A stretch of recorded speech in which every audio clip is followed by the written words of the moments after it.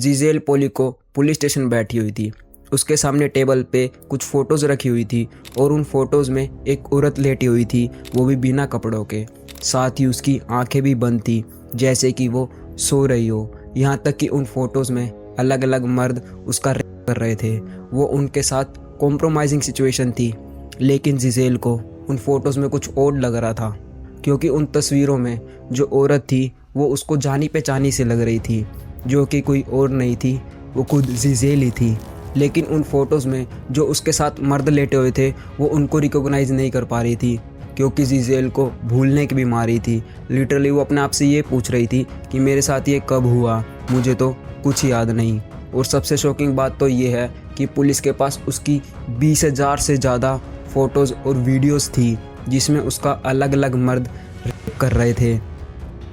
और कुछ वीडियोज़ में पीछे से उसको एक आदमी की आवाज़ आती है, जो कि उसको जानी पहचानी सी लग रही थी। इसके थोड़े टाइम बाद जब जीजेल अपने दिमाग पे जोर डालती है, तब उसे पता चल जाता है आखिर ये आवाज़ है किसकी, क्योंकि ये कोई और नहीं, उसके पति डोमिनिक की आवाज़ थी। और यहाँ तक कि वही लोगों को बताता था कि कैसे और किस किस पोजीशन में जीजेल का रेप करना है। ये फ्रांस का एक ऐसा केस है जिसकी वजह से वहाँ पे कंसेंट को लेकर डिस्कशन होने लग गए थे। पर आखिर सवाल ये है कि डोमिनिक अपनी ही पत्नी का रेप क्यों करवाता था, और कैसे जीजेल को आज तक कभी पता नहीं चला कि उसका रेप होता था। आखिर क्या है इस केस की पूरी सच्चाई, वीडियो में एंड तक बने रहें। खुलेंगे केस के राज हिमांशु के साथ। पुलिस ने बताया था कि उनके पास ऐसे सबूत हैं जिनसे पता चलता है करीब 200 बार रेप हुआ था।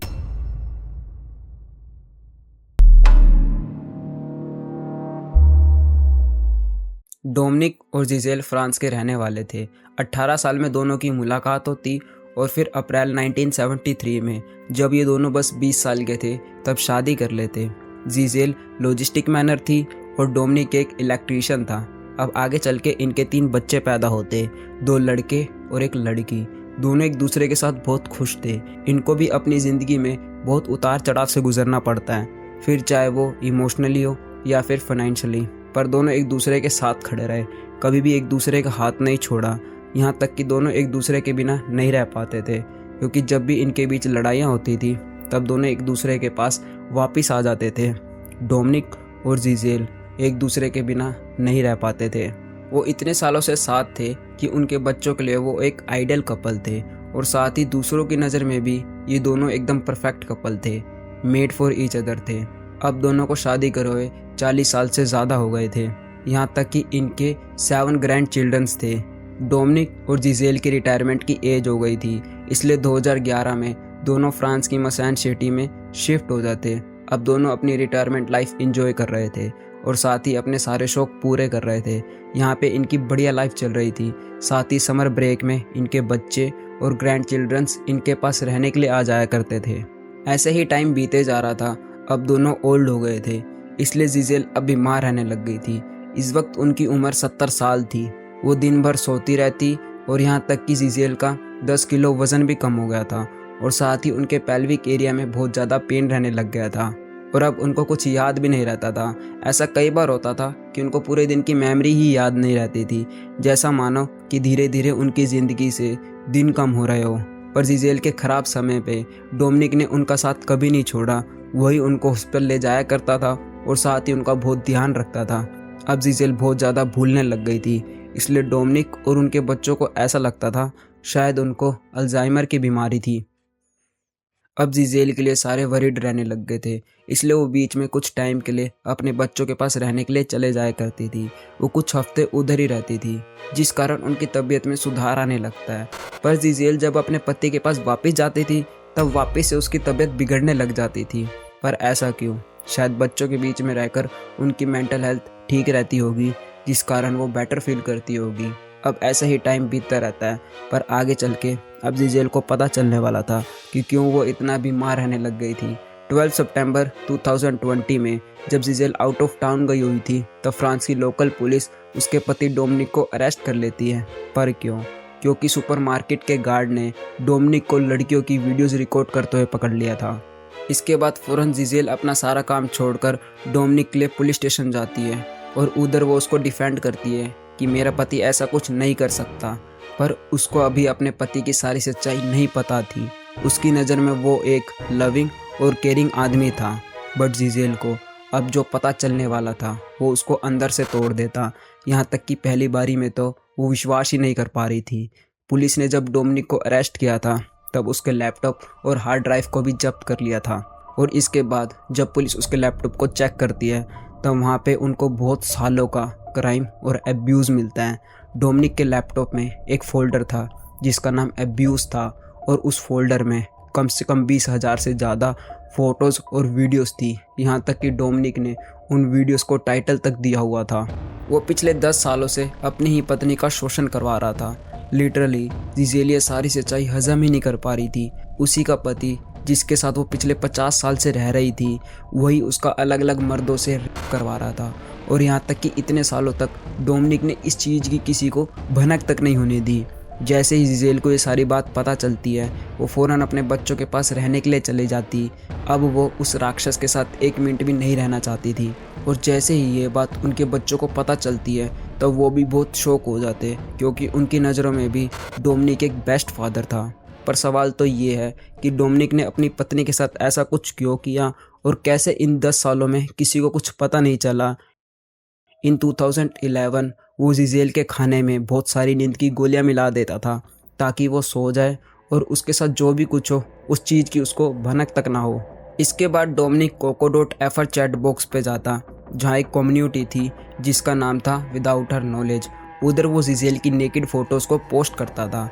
फिर जब कोई आदमी उसको अप्रोच करता था तब वो उनको सारी डिटेल्स दे देता था, और यहाँ तक कि कुछ इंस्ट्रक्शन भी देता था कि कार घर से कितनी दूर पार्क करनी है, स्मोक करके नहीं आना और कोई परफ्यूम भी नहीं लगा के आना, ताकि जीजेल जब उठे तो उसको कुछ पता ही ना चले।